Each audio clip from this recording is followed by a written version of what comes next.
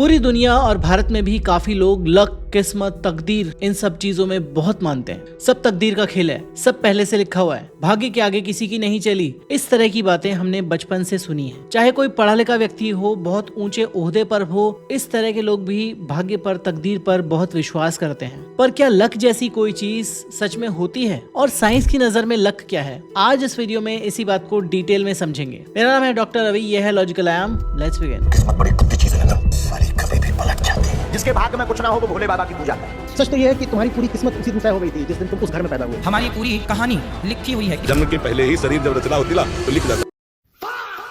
शुरुआत करते हैं कहानी से जो बहुत ही फैसिनेटिंग है। क्रोएशिया में एक व्यक्ति था फ्रेन सेलेक। 1962 में जब वो ट्रेन में सफर कर रहा था, वो ट्रेन एक आइसी रिवर में जा गिरी। 17 लोग मर गए, बट फ्रेन अपनी एक ब्रोकन आर्म के साथ तैरकर बच निकला। 1963 में उसने अपनी पहली और आखिरी प्लेन राइड ली। बीच हवा में ही प्लेन का केबिन डोर उड़ गया और सारे लोग खिंचकर बाहर चले गए, पर फ्रेन घास फूस में जा गिरा और बच निकला। उस प्लेन दुर्घटना में भी 19 लोग मर गए थे। 1966 में उसकी बस एक खाई में गिर गई, वो फिर बच गया। 1970 में उसकी कार में आग लग गई, वो फिर बच गया। 1973 में एक और बार उसकी कार में आग लगी और वो फिर बच गया। 1995 में सड़क पर चलते हुए उसे बस ने ठोक दिया, तो भी वो बच गया। और फिर 1996 में अपनी कार को ट्रक से एक्सीडेंट होने से बचाने के लिए उसने अपनी कार को इस तरह से मोड़ा कि वो खाई में गिर गई 300 फीट नीचे, और फ्रेन सेलेक एक पेड़ से लटक कर बच गया। हम तो कब से अपनी जान हथेली पे लिए घूम रहे हैं, कम वक्त कोई लेता ही नहीं। और फिर 2003 में फ्रेन सेलेक ने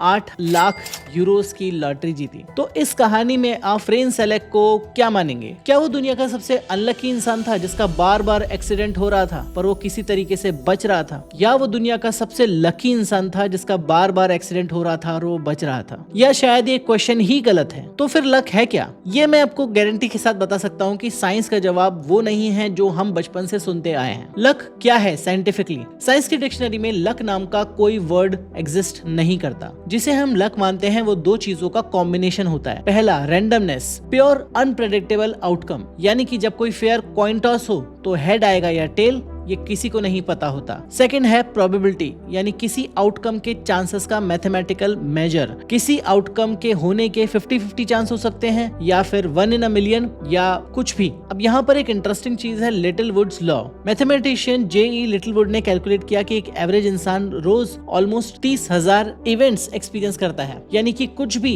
जो आप नोटिस करते हो, किसी से आंख मिलना, किसी चीज का गिरना, किसी चीज का खोना या किसी चीज का पाना, इस हिसाब से एक महीने में लगभग 1 मिलियन इवेंट्स होते हैं किसी भी एक इंसान के साथ। तो अगर किसी चीज के होने की probability statistically 1 in a million है, तो वो जो चीज है हर महीने किसी न किसी के साथ जरूर होगी, गारंटीड। ये मैथमेटिक्स आपको बता रहा है। मतलब जब आप किसी को बोलते हो कि यार क्या लकी इंसान है, तो वो कोइंसिडेंस ही है, क्योंकि मैथमेटिकली वो एक्सपेक्टेड था कि ऐसा अनलाइकली इवेंट हो जाए। फ्रेन सेलेक वाली कहानी हमें सुपरनैचुरल लगती है, ऑलमोस्ट अनरियल लगती है। बहुत सारे लोग तो इसको 100% रियल मानते भी नहीं है, क्योंकि बहुत सारी चीजें जो इसमें से हैं वो एग्जैजुरेट की गई हैं और अनवेरिफाइड मिथ्स हैं। पर जो इंसान 70+ साल जिया, जो उस समय पर लगातार ट्रेवल कर रहा था जब ट्रेवल सेफ्टी आज के जितनी नहीं थी, तो प्रोबेबिलिटी बोल रही है कि उसकी लाइफ में कुछ ऐसे इवेंट होने वाले हैं जो कि अनफोर्सीन होंगे। उसी रैंडमनेस को फ्रेन सेलेक ने थोड़ा सा ज्यादा एक्सपीरियंस किया बाकी लोगों के मुकाबले। हम में से अधिकतर लोग जब किसी सक्सेसफुल इंसान को देखते हैं तो शायद सोचते हैं कि क्या लकी इंसान है, इसका लक तो जबरदस्त है। या कुछ लोग ये भी मान सकते हैं कि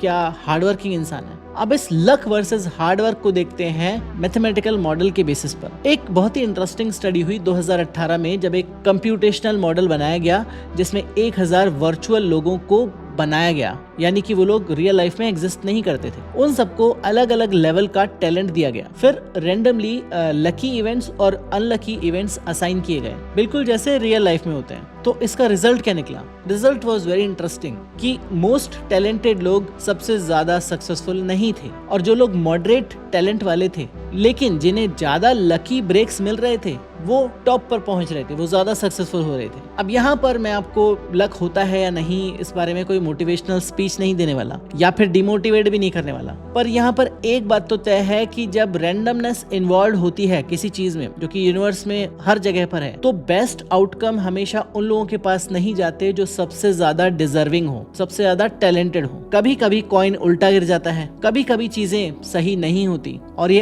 अक्सर हम में से अधिकतर लोगों के साथ होता है कंसिस्टेंटली फॉर इयर्स। इसीलिए जो कोई बोलता है कि मेहनत करो सक्सेस मिलेगी, वो कंप्लीटली रॉन्ग नहीं है, लेकिन कंप्लीटली राइट भी नहीं है। मेहनत या हार्ड वर्क आपको सक्सेस मिलने के, प्रोबेबिलिटी मिलने के चांसेस को बढ़ा देता है बस। अब उन प्रोबेबिलिटी वाले चांसेस में आपको सक्सेस मिलेगी या नहीं वो प्योरली रैंडम है। अब यहाँ पर बात करते हैं साइमन सिनेक की, जो एक राइटर और मोटिवेशनल स्पीकर हैं। उनका एक बहुत ही इंटरेस्टिंग ऑब्जर्वेशन है। वो कहते हैं कि जो लोग आपको लकी दिखते हैं उनके बारे में एक बहुत ही कॉमन चीज है, जब भी आप किसी लकी इंसान को देखते हो तो आप उनके प्रिपरेशंस को, उनके हार्डवर्क को मिस कर देते हो। स्टीव जॉब्स का एग्जांपल दे सकते हैं कि स्टीव जॉब्स जब 1955 में पैदा हुए थे, उसी टाइम पर पर्सनल कंप्यूटर्स डेवलप हो रहे थे। अगर वो एक जनरेशन पहले या एक जनरेशन बाद पैदा होते तो शायद स्टोरी बिल्कुल अलग होती। तो स्टीव जॉब्स लकी थे या उन्हें एक अपॉर्चुनिटी मिली सही समय पर पैदा होने की, लेकिन this is not the complete picture.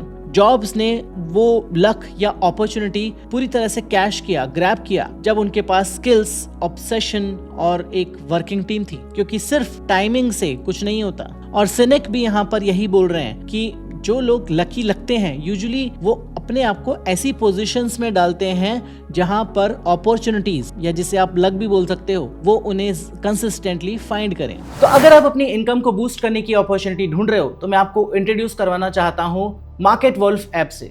ये एक सेबी रजिस्टर्ड ऐप है जो इंडिया में बहुत तेजी से ग्रो कर रहा है। इधर चाहे मार्केट ऊपर जाए या नीचे, आप अच्छी खासी इनकम कर सकते हो ट्रेडिंग के जरिए। और इनकी एक्सपर्ट की टीम है जो आपको 1-on-1 कॉल करके पर्सनली गाइड करेगी कि किसमें आपका फायदा होगा। तो चलिए देखते हैं कि इसे यूज कैसे करना है। यहाँ मैंने पिन डालकर लॉगिन कर लिया और बस फॉलो ट्रेंड पर क्लिक किया, और ये आपको पोर्टफोलियो ट्रेंड दिखाता है जो मार्केट में चल रहा है, और आप एक क्लिक करके ही इसे फॉलो कर सकते हैं। और यहाँ पर आप एक बहुत ही छोटे इन्वेस्टमेंट अमाउंट से ट्रेडिंग शुरू कर सकते हैं, जहां दूसरी ऐप पर आपको 3 गुना से ज्यादा पैसे चाहिए होते हैं इन्वेस्ट करने के लिए। इसमें एक इनबिल्ट स्टॉप लॉस फीचर है जो आपका नुकसान होने से बचाता है। जैसे ही ट्रेड एक लॉस लेवल तक पहुंचता है, वैसे ही खुद ये स्टॉप लगा देता है ताकि आपका ज्यादा नुकसान ना हो। इनका ब्रोकरेज भी इंडस्ट्री में सबसे लोएस्ट ब्रोकरेज है। देखिए प्रॉफिट ट्रेंड के हिसाब से मूव कर रहा है। मैंने स्टॉप ट्रेड क्लिक किया और बस प्रॉफिट बुक हो गया इतने कम समय में ही। इस पूरी फैसिलिटी को आप बस 99 रुपीस के लाइफ टाइम फी में यूज कर सकते हैं। आप यहाँ पर सब कमोडिटीज भी, यानी कि गोल्ड, सिल्वर, क्रूड ऑयल या नेचुरल गैस भी इतनी ही आसानी से ट्रेड कर सकते हो, सुबह 9 बजे से रात को 12 बजे तक। मार्केट वुल्फ ऐप आपको फ्री रिकमेंडेशन भी देता है। ये देखिए, लोगों ने अभी तक एक दिन में 11,850, एक मंथ में 70,468 और पूरे साल में 5,03,940 तक का प्रॉफिट बुक कर लिया। और इस प्रॉफिट पर मार्केट वुल्फ का कोई भी कमीशन नहीं लगता। मार्केट वुल्फ ऐप के 2 मिलियन प्लस डाउनलोड्स ऑलरेडी हो चुके हैं। तो देर किस बात की, लिंक आपको डिस्क्रिप्शन में मिल जाएगा और पिन्ड कमेंट में भी। Go and check out Market Wolf app right now. चलिए अब वीडियो पर वापस आते हैं। यूके के साइकोलॉजिस्ट रिचर्ड वाइजमैन ने एक सिंपल लेकिन ब्रिलियंट एक्सपेरिमेंट किया। उन्होंने कुछ लोगों को रिक्रूट किया जिसमें से कुछ लोग खुद को लकी मानते थे और कुछ लोग जो खुद को बिल्कुल अनलकी मानते थे। सबको एक न्यूज़पेपर दिया और बोला कि इसके अंदर कितनी फोटोज हैं वो काउंट करके मुझे बताओ। टास्क वाज रियली सिंपल, लेकिन उसमें एक ट्विस्ट था। न्यूज़पेपर के दूसरे पेज पर ही बोल्ड में बड़े बड़े लेटर्स में लिखा था कि stop counting, there are 43 photographs in the newspaper. वो लोग जो अपने आप को लकी मानते थे वो कुछ ही सेकंड्स में इस काम को खत्म कर देते हैं। उन्होंने वो मैसेज देख लिया, काम खत्म हो गया। अनलकी लोग पूरे न्यूज़पेपर को काउंट करते रहे, उनको काफी टाइम लगा। मैसेज लिटरली उनके सामने था, लेकिन उनका फोकस इतना नैरो था कि वो मैसेज उनसे मिस हो गया, क्योंकि वो सिर्फ फोटोज को देखने की कोशिश कर रहे थे, फोटोज को काउंट करने की कोशिश कर रहे थे। तो वाइजमैन का कंक्लूजन था कि लकी लोग ज्यादा रिलैक्स्ड और ओपन होते हैं, इसलिए अपॉर्चुनिटीज को ज्यादा नोटिस करते हैं, उनको ज्यादा अपॉर्चुनिटीज मिलती हैं। अनलकी लोग टेंस्ड होते हैं, टनल विजन वाले होते हैं, अपॉर्चुनिटी सामने भी हो तो भी उनको नजर नहीं आती। और उन्होंने एक और बहुत इंटरेस्टिंग चीज नोटिस करी कि जब उन्होंने सो कॉल्ड अनलकी लोगों को वो सारी स्ट्रेटेजी सिखाई जो लकी लोग यूज कर रहे थे तो उनका लक ड्रामेटिकली बढ़ गया। जैसे नए लोगों से बात करो, अपनी एंजाइटी को कम करो, तो उनका जो लक था वो इंप्रूव हो गया। Isn't it amazing? इस एक्सपेरिमेंट से हम समझ सकते हैं कि लक एक फिक्स्ड क्वांटिटी नहीं है, इसे हमारे बिहेवियर से हम बढ़ा या घटा सकते हैं। एक और स्टडी हुई जिसमें जापान में 441 लोगों पर एक कार्ड गेम एक्सपेरिमेंट किया गया। उनका सवाल था कि लक में बिलीव करना साइकोलॉजिकली कैसा इफेक्ट पड़ता है इससे। जो लोग ये मान रहे थे कि सब लक से होता है, सब पहले से लिखा हुआ है, मेरे कंट्रोल में कुछ नहीं है, उनका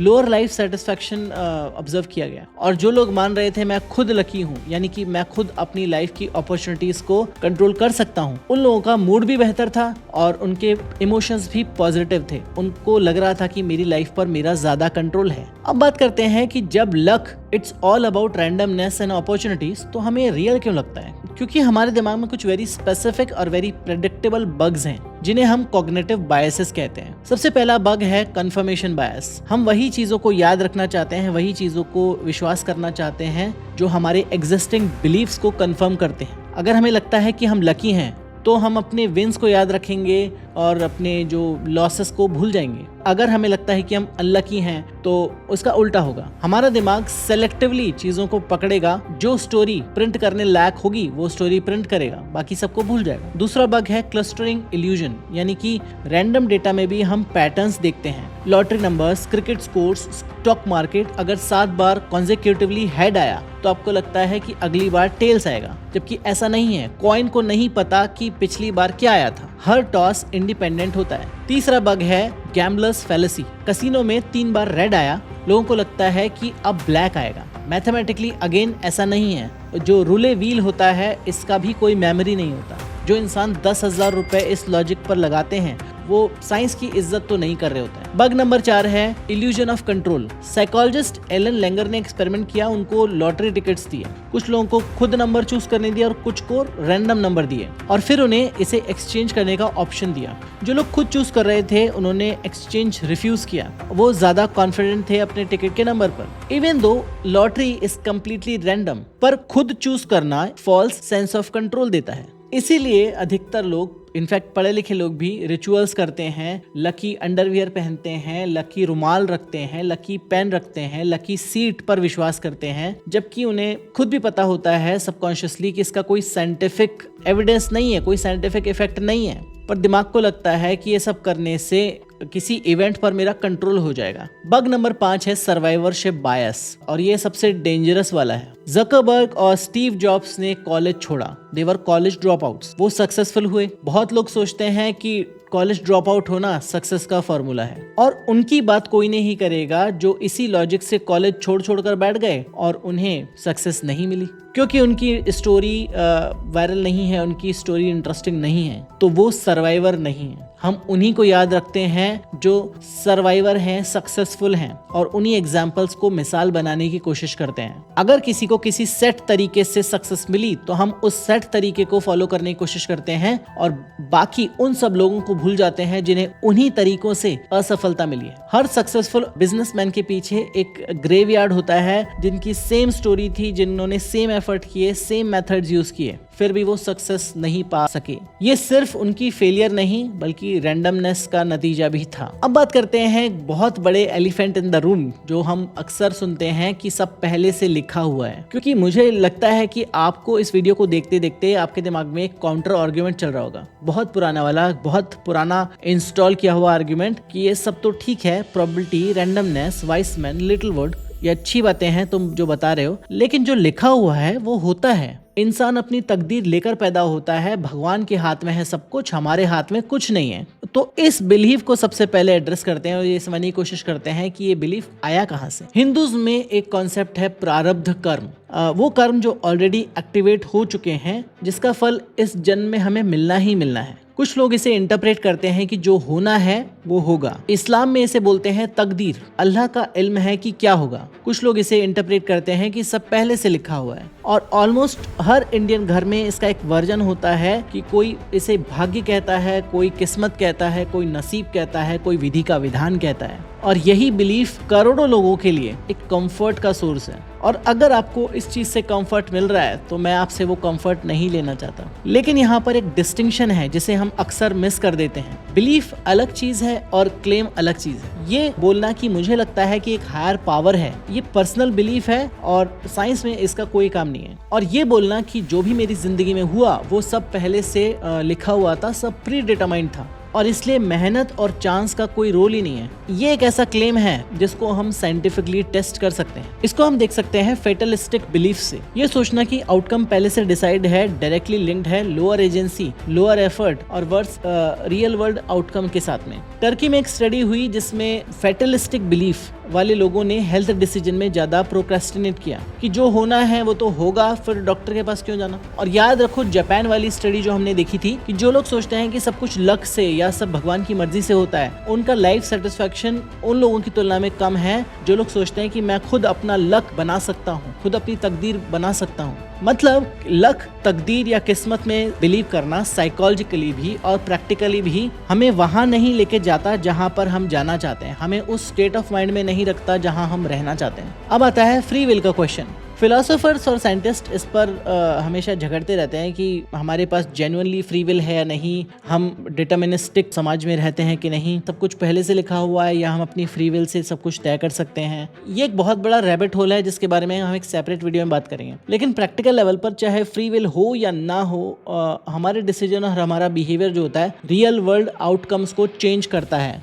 ये मेजरेबल है और ये प्रूवन चीज है। और एक बंदा जो सोचता है सब लिखा हुआ है और घर बैठ जाता है, और एक बंदा जो सोचता है कि सब कुछ मेरे हाथ में है और ट्राई करता है, अपॉर्चुनिटीज ढूंढता है, दोनों के आउटकम स्टैटिस्टिकली डिफरेंट होते हैं। अब यूनिवर्स की स्क्रिप्ट किसी ने लिखी हो या न लिखी हो, आप इसका ऐसा मानते हो या ना मानते हो, हमारा बिहेवियर वो वेरिएबल है जो चेंज हो सकता है और उससे हमारे आउटकम चेंज हो सकते हैं। ये प्रूवन है। और जो लोग बोलते हैं कि सब तकदीर का खेल है, वो भी डॉक्टर के पास जाते हैं जब बीमार होते हैं, वो भी अपना इलाज करवाते हैं, वो भी कार में बैठने से पहले सीट बेल्ट लगाते हैं, वो भी अपने बच्चों को पढ़ाते लिखाते हैं, वो भी अपने बच्चों को वैक्सीन लगवाते हैं अगर समझदार हैं तो, वो भी इंटरव्यू की प्रिपरेशन करते हैं, वो भी हर दिन कमाने जाते हैं, क्योंकि डीप डाउन कोई भी प्योरली फेटलिस्टिक नहीं हो सकता लाइफ में। कोई भी 100% बिलीव नहीं कर सकता कि बिहेवियर का हमारी लाइफ में कोई रोल नहीं है। ये बिलीफ हमेशा सिलेक्टिव होता है कि जब भी हमारे साथ कुछ बुरा होता है तो हम कहते हैं कि सब तकदीर का खेल है, जब कुछ अच्छा होता है तो हम कहते हैं हमारी मेहनत है। इस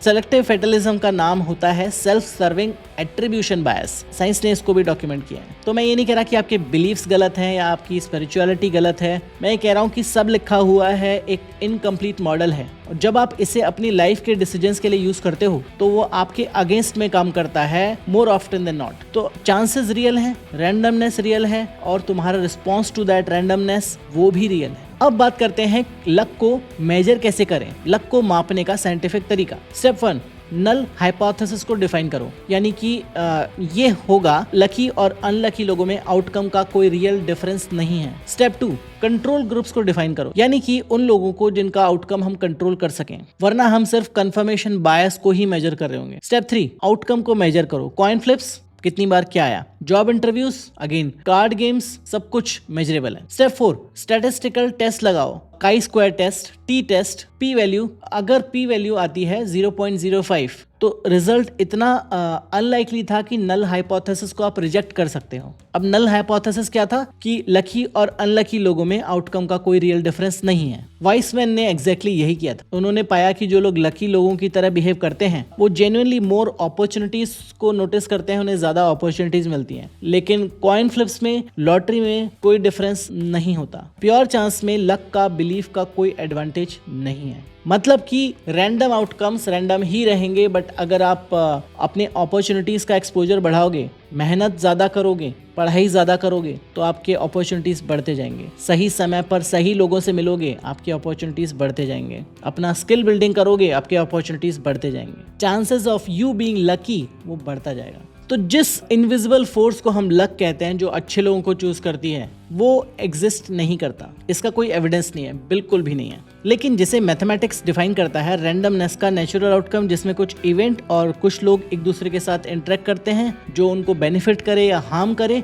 वो रियल है, वो प्रूवन है। फ्रेंच सेलेक्ट की स्टोरी पर फिर से आते हैं कि क्या वो लकी था प्रोबेबिलिटी के हिसाब से अगर वो स्टोरी को हम सत्य मान ले तो रिमार्केबली लकी था। यस, सुपरनेचुरल नहीं, वो एक स्पेसिफिक इंसान था, स्पेसिफिक एरा में था, जिसने कुछ कैटास्ट्रोफिक इवेंट्स को सरवाइव किया और who lived long enough to win a lottery. Universe ने उसे रैंडमनेस का फुल स्पेक्ट्रम सर्व किया उसकी लाइफ में, जो अधिकतर लोगों के साथ नहीं होता, because it's random. Market Wolf app India में बहुत ही तेजी से बढ़ रहा है और उसके 2 मिलियन प्लस डाउनलोड्स ऑलरेडी हो चुके हैं। तो इस ऐप के साथ अपनी ट्रेडिंग जर्नी शुरू कीजिए। लिंक मैंने आपको डिस्क्रिप्शन में और पिन्ड कमेंट में दे दिया है, बस क्लिक करके download the Market Wolf app now. तो ये था आज का वीडियो। अगर आपको ये वीडियो पसंद आया तो इस वीडियो को लाइक कीजिए, शेयर कीजिए, ज़्यादा से ज़्यादा लोगों तक पहुंचाइए। हमारे चैनल को सब्सक्राइब कीजिए, हमें सब्सक्राइबर बढ़ाने की बहुत ज़्यादा ज़रूरत है। मिलूंगा इस तरह के एक और वीडियो में यहाँ पर, तब तक अपना ध्यान रखिए एंड बी लॉजिकल।